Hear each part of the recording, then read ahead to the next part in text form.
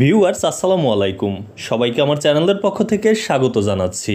জাতীয় বিশ্ববিদ্যালয়ের অধীনে মাস্টার্স ফাইনাল পরীক্ষার ফলাফল প্রকাশিত হয়েছে। এ সংক্রান্ত একটি বিজ্ঞপ্তি জাতীয় বিশ্ববিদ্যালয়ের ওয়েবসাইটে প্রকাশিত হয়েছে। প্রকাশিত এই বিজ্ঞপ্তি অনুযায়ী এবছরের পাশের হার হচ্ছে 69.25%। তো কিভাবে আপনি এই পরীক্ষার ফলাফল দেখবেন সে বিষয়টি আপনাদের মাঝে তুলে ধরছি।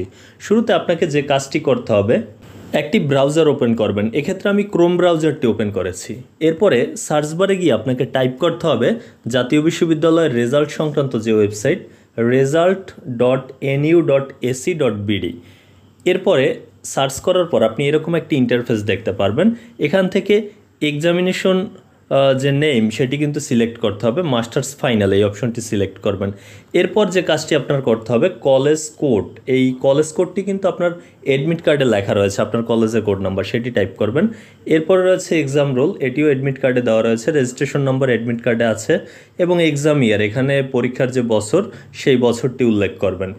এরপরে যে কাজটি আপনাকে করতে হবে, এই যে সার্চ রেজাল্ট অপশনটি রয়েছে, এই সার্চ রেজাল্ট অপশনটির উপরে ক্লিক করা মাত্রই কিন্তু আপনার রেজাল্টটি আপনি দেখতে পারবেন।